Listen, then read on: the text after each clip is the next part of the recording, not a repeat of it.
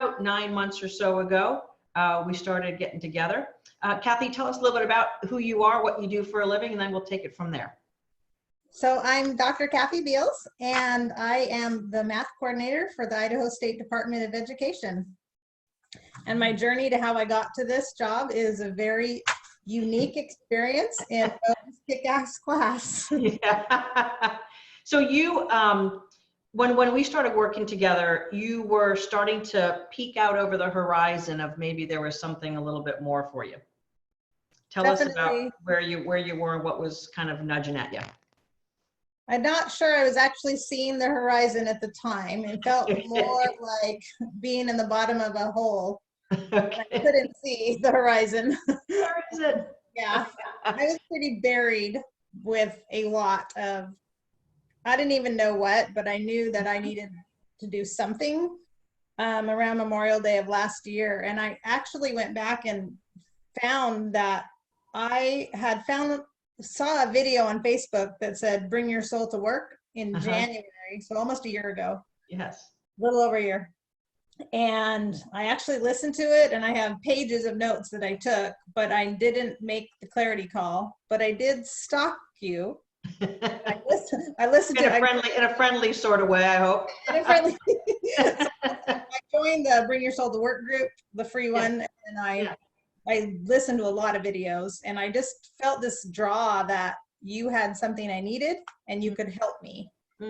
And so some things had happened at work that really were kind of had in a pretty low place. I lost a family member. I was fighting a lot with my daughter. My daughter is graduating from high school this year. Yes. Making an empty nest. And I just kind of felt like I was 51 years old and my career was kind of over.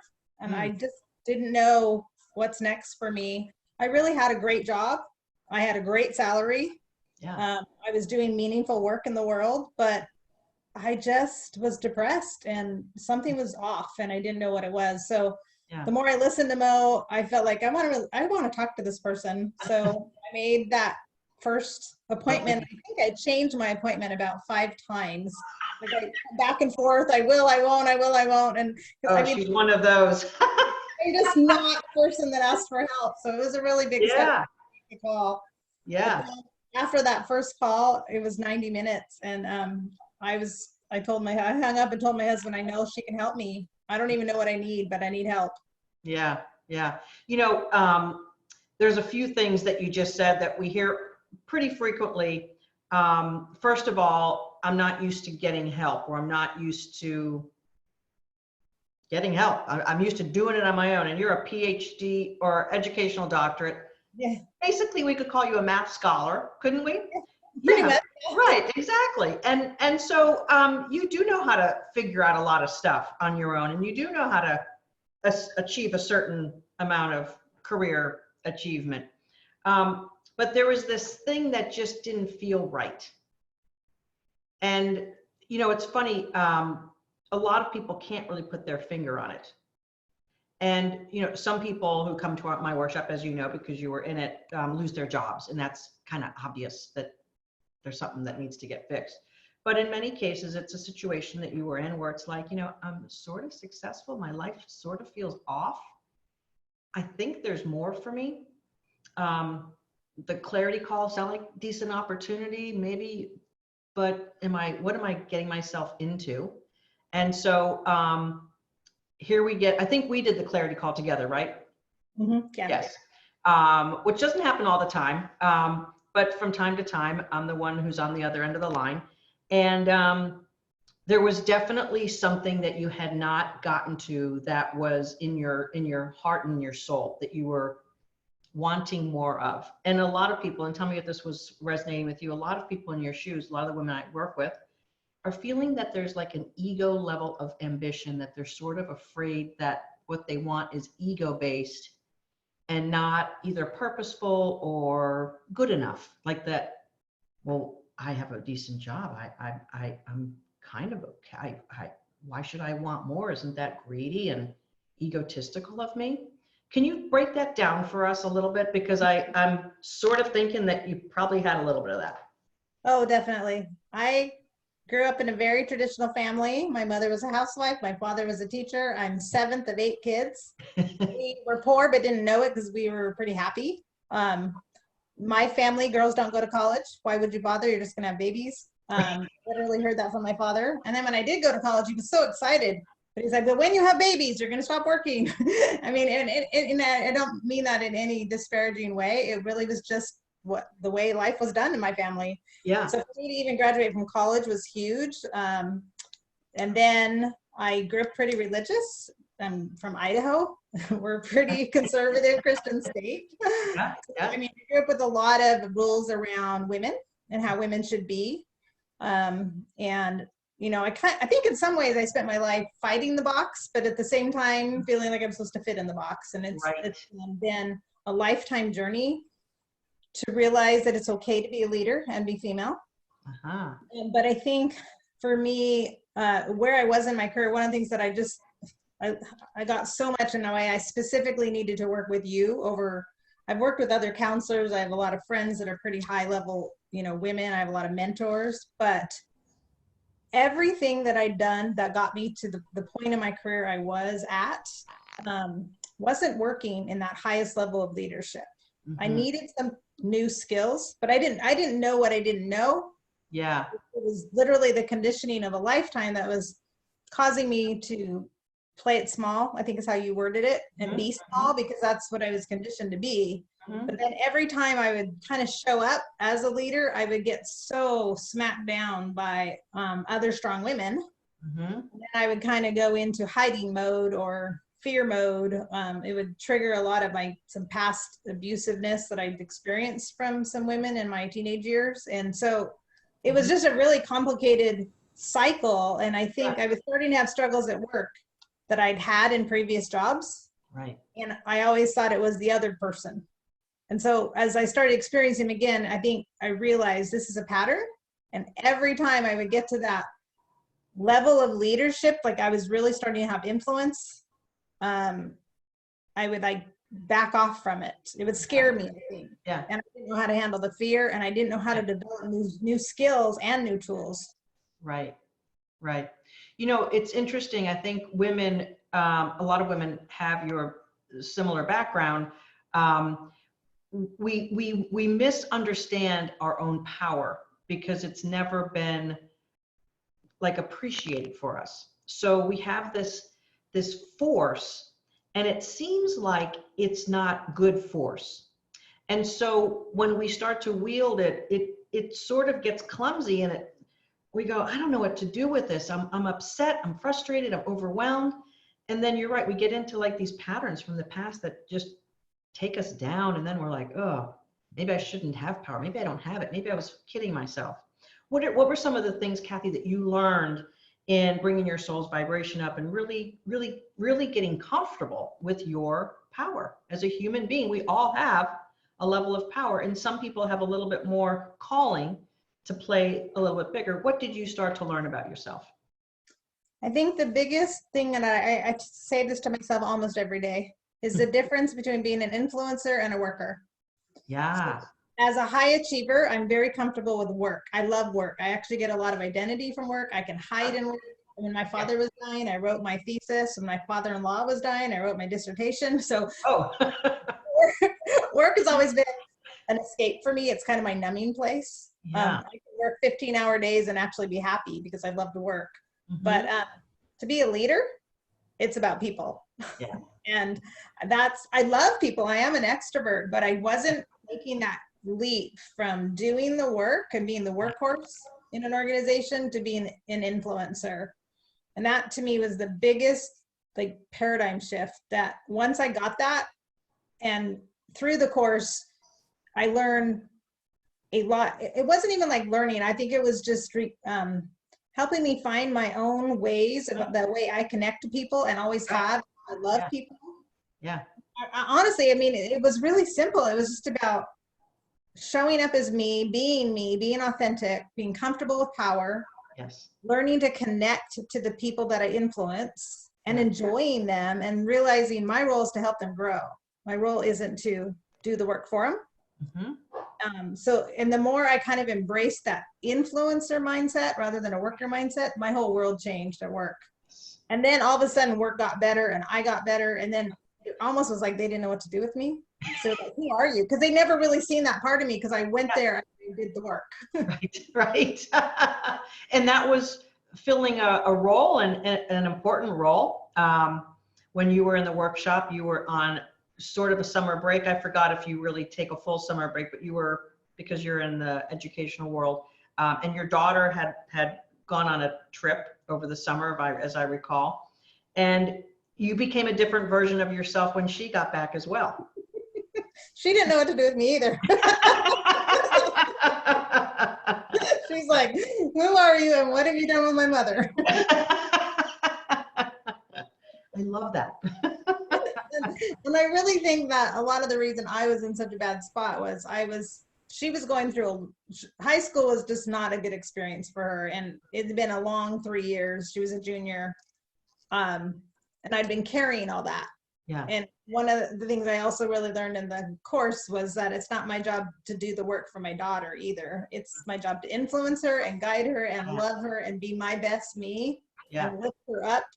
But if I'm getting stuck in all the negativity and all the drama with her, I'm not able to be her mom. So kind of what I was learning at work was also what I needed to learn at home. And there must be a connection. there must be. Yeah, it's funny how the soul's journey is the soul's journey, and we don't compartmentalize what our souls experience. As much as we might think, oh, when I go to work, I'm Cathy the worker. When I'm at home, I'm Cathy the mom and Cathy the wife. But really, that soul's kind of in its spot. So if we're not happy and feeling like we're kind of not playing full out and not really shiny and happy, we're going to take it everywhere we go. I mean, but that compartmentalization worked for me for a long time in my life. And going clear back to being a victim of abuse in my teenage years, because victims of trauma, we know how to dissociate and compartmentalize. Yes. So yes, indeed. It's when all that starts falling apart and your ability to do that. I mean, for me, it was like my ability to keep those buckets in my life separate. As I've gotten older, got harder and harder. And that was another thing that you talked a lot about, how your brain can't do that anymore and live that way anymore as you get older. And that's what I felt like. I was losing my resilience. I was losing my strength. Because things would bug me so much more than they ever used to. Right. Well, we can only repress our emotions so long. And the great thing about this beautiful soul that we all have is it sort of keeps kind of like asking for attention. And when it's up against all those repressed emotions and habits of playing in the box that you were told to play in, and you can't this and you can't that, it's kind of like, come on, let me out. Come on, come on. So when you finally did let it out, what did you learn about yourself? What types of things came back to you or got revealed to you that you probably knew were sitting in there somewhere?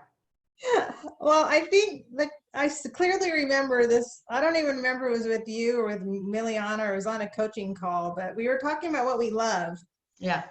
And I said, I know this is really weird, but I love math. And people were like, what? Nobody loves math. I'm like, no, I really love math. Like, I've studied how people learn math like for 20 years and I've done all this stuff with math. And then Miliana's like, tell me more about this. Yeah, right. We just had this whole talk, but I was still like, could I really have a job in math? Is there really even a job out there that's full-time math? And like I don't have like a math degree. It's all about education and how children learn math. So it's very much like more like K-8 through Algebra 1.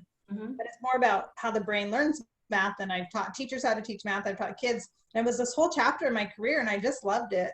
And so when she asked me like, what's a time in your career what have you loved? I said, it's like math. And so Miliana started calling me the math doctor. Yes. Which was really funny because I had high school students when I taught remedial math, they called me the math doctor. And it was like this reminder of this identity that I left behind about 10 years ago. And I got to this point, like, you know what? I kind of want that back. That was a lot of fun. That was me. Like, I think I just saw these moments in my career where I'd been fully me. Mhm. And usually was when I was doing something about either teaching teachers or teaching kids math. Right, right. And that's such a great thing to have to kind of unearth and see it again. And then, as you know, we kind of help you practice doing more of that. And then eventually you find your power and you find your genius zone. And you did a really great job of articulating your story, your elevator pitch, as we call it.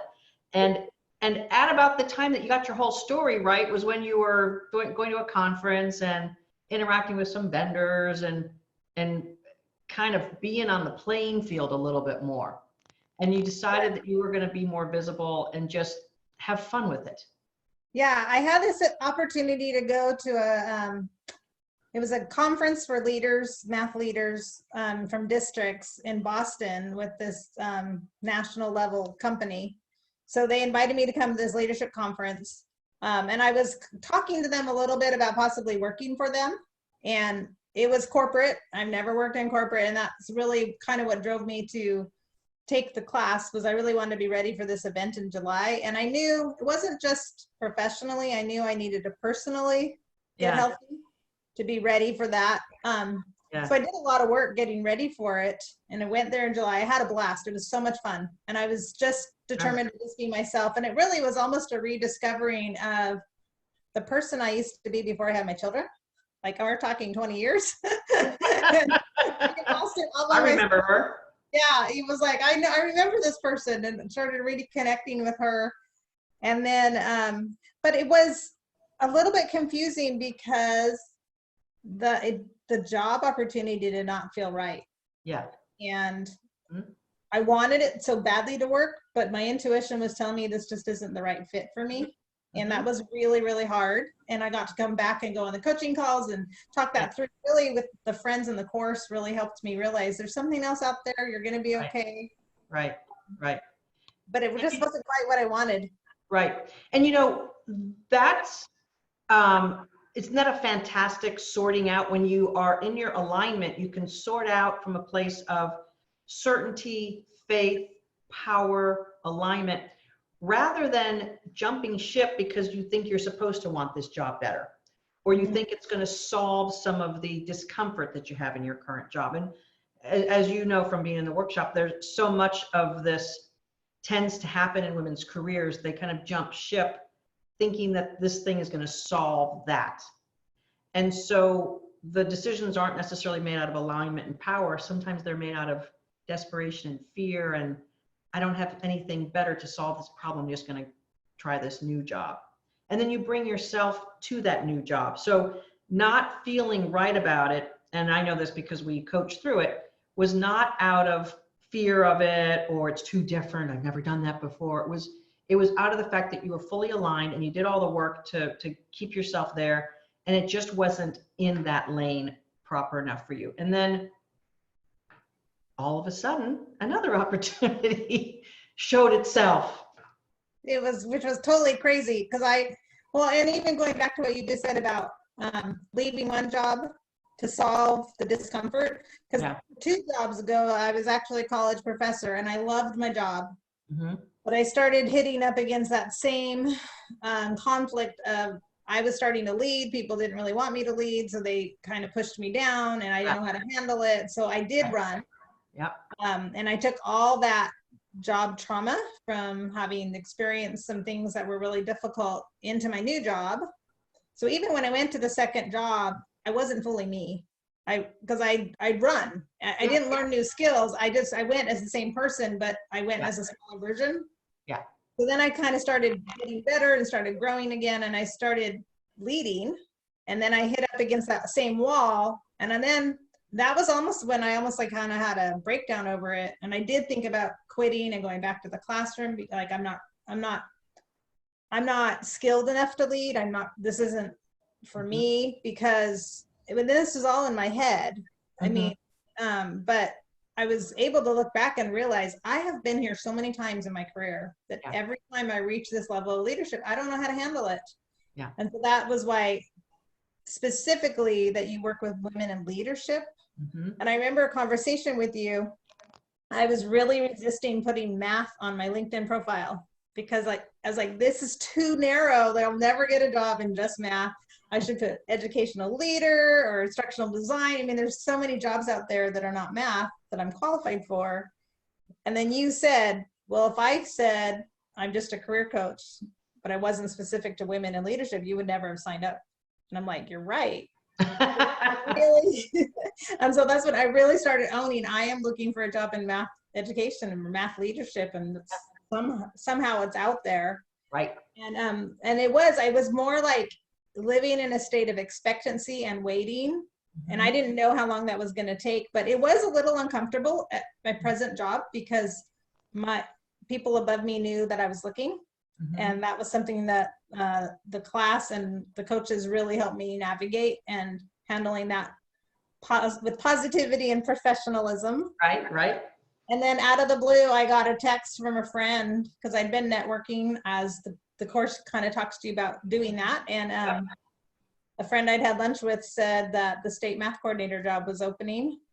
And ironically enough, the person who was in charge of the department was a former graduate student of mine.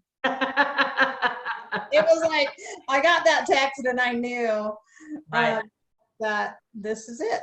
Yeah. And it was just such a feeling of rightness. And literally, it's been the easiest transition I've ever made.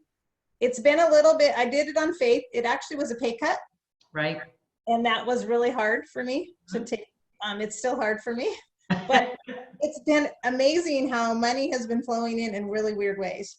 Not necessarily like in cash, but like just things that were bills that, like my daughter's car, we've had this weird situation that ended up dropping her car payment by $150. So we had to trade one car for another, and like little things that have just sort of freed up money in the month that necessarily in salary. Yeah. And then you have some opportunities to do some additional types of teaching and different things. I'm sure that people are eager to have you participate in. Your work right now is so in your genius zone, and you're playing at the big enough field, and you're also allowing yourself to show up ready to play even at the national level, which you recently did. How much fun is it for you to finally be at your bigness, at your level of influence and that sort of thing, Cathy? It's been almost a spiritual experience. That's the only way I can explain it. Last week, and I actually started my last year at the college, I was starting to get involved at the national scene. I presented at a few national conferences. I consulted with out-of-state school districts. And I think it did scare me back then. Like I didn't know how to handle that big of an impact on the world. You know, I don't, if I'd had the coaching back then, like I may have made different decisions, but so I ended up, last week I was in New Orleans with the Council of State Supervisors in Math, and I met these people that were like my soulmates. I mean, it was just, I've been in higher ed and that just didn't seem to fit, and then I was in K-12 district leadership and that didn't seem to fit, and this, it's like I found my people, and it was the most amazing feeling. And I got to talk to these just incredible women.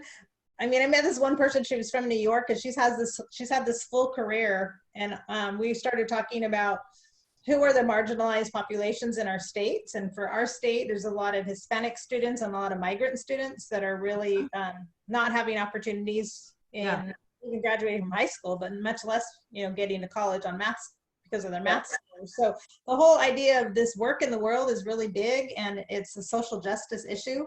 And to be a part of it, and then also realizing that I have something to offer this group of helping kids who struggle and marginalized populations. And so I got to talk to like women that were leading like inner city movements in Louisiana and Alabama, and a lot of work being done around Black communities. It was just incredible. I can't even explain.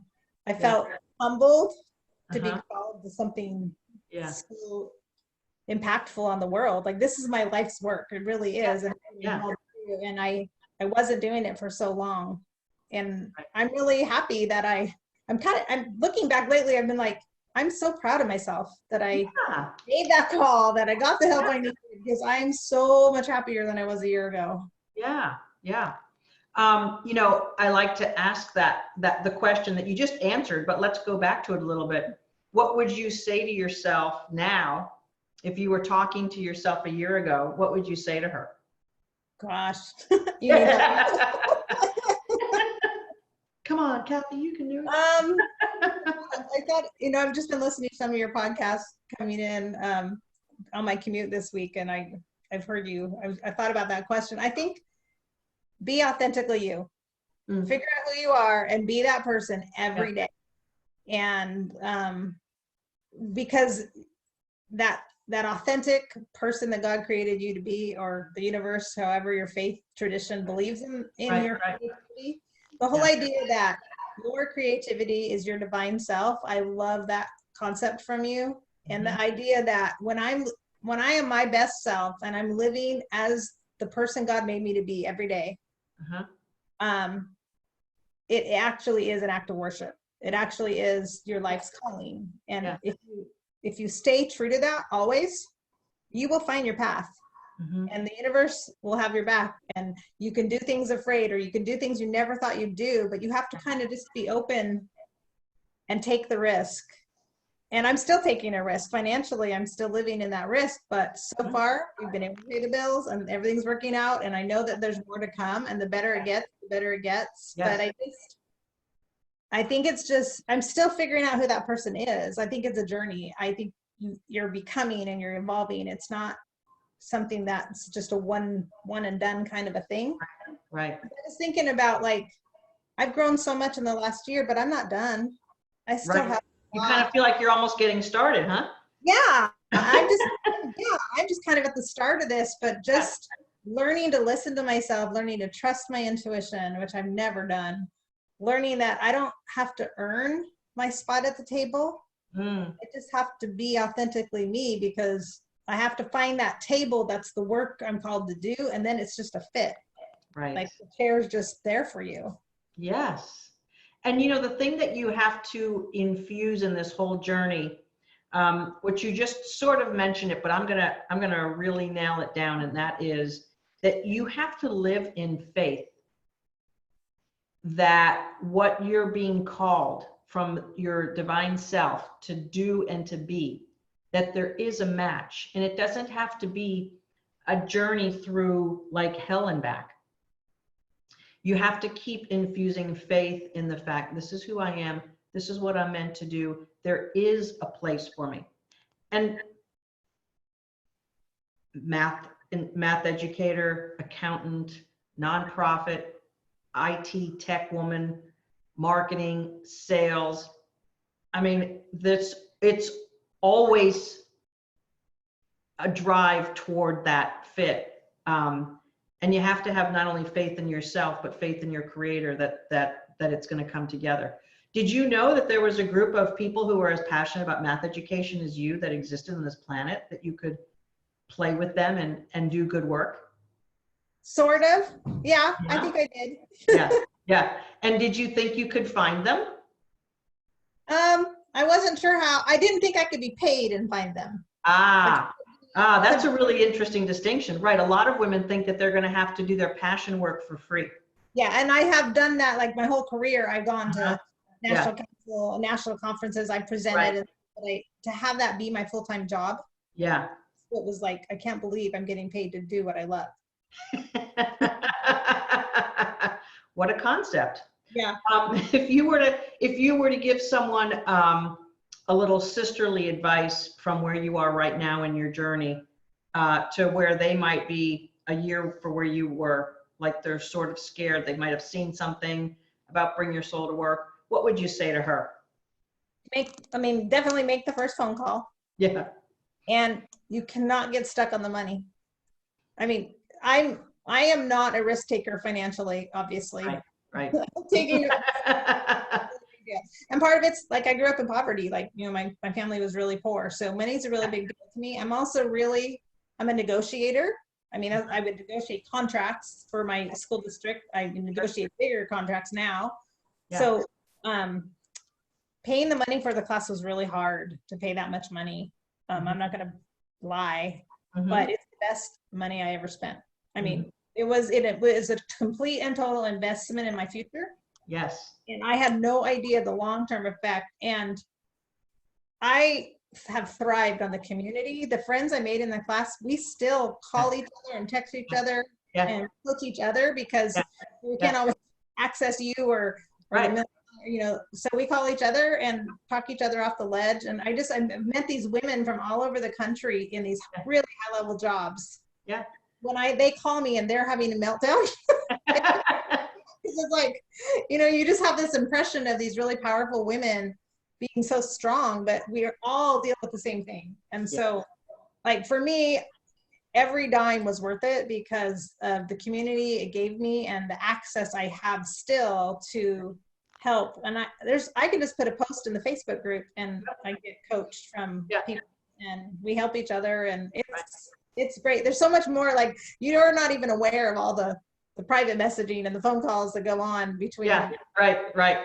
Yeah. Well, several of the grads talk to me about it, or when I see them in the different, when I travel around the country, we get together in different venues and that sort of thing. So that's the thing that delights me the most. And what's so great about it is that there's all these women, and some of them are around the world, most of them in the US. You have common language, you have tools and techniques. You're not just girlfriends bitching with each other, which tends to kind of take the lowest common denominator. And the great thing is that the women in the Kick-Ass tribe are actually the highest common denominator. Well, and I think the common vocabulary is huge because one of the things I've loved about it is that it's women from a lot of different faith traditions. Yes. Have given us sort of vocabulary to connect to each other in spite of our diversity. Yeah. That's been, I mean, when I started this class, I really had no faith. I mean, I've been a spiritual person my entire life, but I was very cynical because I'd had some damage done to my faith in the past 10 years that I was just kind of at a point in my life where that was a part of my life I'd sort of put on a shelf. Yeah. But this course definitely, it was an amazing experience for me of kind of reviving my faith, but also completely redefining it in a much bigger way. So it wasn't as confined to rules as much as this relationship with a higher power and whatever version that is for you. And so it's actually made me a much more tolerant person at work. Because even like the tribe of women in the course that I've connected to, it's made me realize we still need to create that tribe like outside of the course. And so even as just in my daily life, I'm so much more, I don't know how to explain it. I think just encouraging to other women and accepting them where they are in their journey, even if they're maybe a little rough around the edges, like realizing I was there once too, and they're just on this journey and we're all in this together. So it's like, it's made me much more aware of women and their struggles and being kind of more of a mentor role to other younger professionals and realizing I have a lot to offer, not just as a professional, but as a person to these women that I work with, that we are a sisterhood. Yes.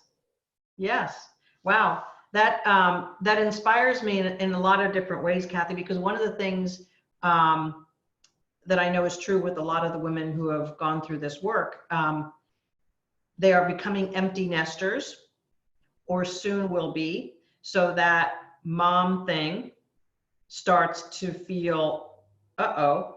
So if you can take that maternal instinct into mentoring and grab a hold of your best self, you're able to use those parts of you that are so natural and normal. And this is where I think a lot of women sort of compartmentalize that sometimes. And when they go to work or they're dealing with their colleagues or peers or at a networking event, they might not bring that out because maybe they think it's not welcome or what do I know or whatever. But when you're in your highest version of you, all the maternal you, all of the smart you, all of the caring you, all of the I want the world to be a better place you gets to show up no matter where you go. And that's the cool thing.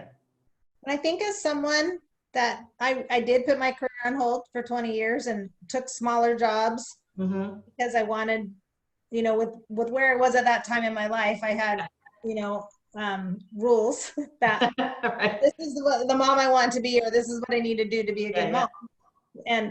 And so, you know, I think one of the things that I realized is that the last 20 years of raising kids was also something that's making me today, and bringing my experience as a mom, a very devoted mom, um, into where I am going in my career in the next stage is also part of it. Like, it's the smart me, it's the, you know, the professional me, all these other parts of me, but grabbing on to that mommy me has been a kind of a new force, I guess, that I can bring to the workplace. And that's really helped me with the grief of letting go, because I loved being a mom. I loved being home after school making cookies, and I loved every field trip and, you know, every Halloween. I was into it. Right. So, there's nothing wrong with that. But there is a time where that's no longer part of your life. Yeah, and it's hard, but it's so easy after 20 years of raising kids and making choices to always stay in the smaller job, or not working at all for a lot of women. Yep. I think it's really easy to think you're kind of done at 50 years old. Like, it's over for me. You know, I'm just going to coast or take a job that pays the bills. And really, you have a whole chapter ahead that could be the most exciting years of your career. Yeah. And that was what some of the women I got to meet at this conference, they were like at the end of their careers, but they were like 75. Oh, and they were like, you've got so much left to offer. And they were so encouraging to me, like, almost like passing the torch kind of a thing. Like, they've been involved in this work for so long, and they were just so excited to meet me and realize, you know, we're going to pass the torch to you in this organization. Yeah, that's awesome. Wow. I am so blessed and inspired to talk with you, to have watched you come back to life, so to speak, to watch you claim your power, to see you being happy and vibrant and looking forward to the journey and each day and the next chapter and the next and the next, and just know that you are filled with all of the soulful abundance that is all of ours. But over a lifetime, it gets pushed down, shoved down, and covered up, and that doesn't feel really good. So I'm blessed that you answered the call, so to speak, and made the call, and that we were able to take you on a journey that brought you back to your highest, most abundant, prosperous, beautiful self. And your smile says it all. So it's just really great. And this is a chair that you sat in a lot in the coaching call. So I kind of feel like we're back at home in a little bit. It feels really good to see you in your home, and just know what your journey's been all about. Please do keep kicking ass and keeping your soul nice and shiny, and keep being you. I know that there is definitely more for you, and the world needs you and all that you bring to the table. And I've had a lot of fun coaching you, and we had some fun being math nerds and talking about a little bit about math and being kind of funny about that. And it's great to have joy in stuff that a lot of people perhaps kind of shove off. Yeah, math. Okay, it's not, everyone's not good at math, and you're bringing joy into it, and possibility, and lifting the world through it. So it's delightful and really, really a pleasure. Thank you. Yeah. I love the word abundance. I've realized that abundance is about so much more than money. So much more, right? So much more. And you definitely have it glowing about you. Thanks for joining this Motivational Monday. Folks, if you want to get started like Cathy did, it's a clarity call. And that is mofaul.com/strategy, because that's what we do. We dive into what's been going on, and we figure out what do we need to sort out to get you where you want to go. Cathy, thanks again. It's been my pleasure to see you.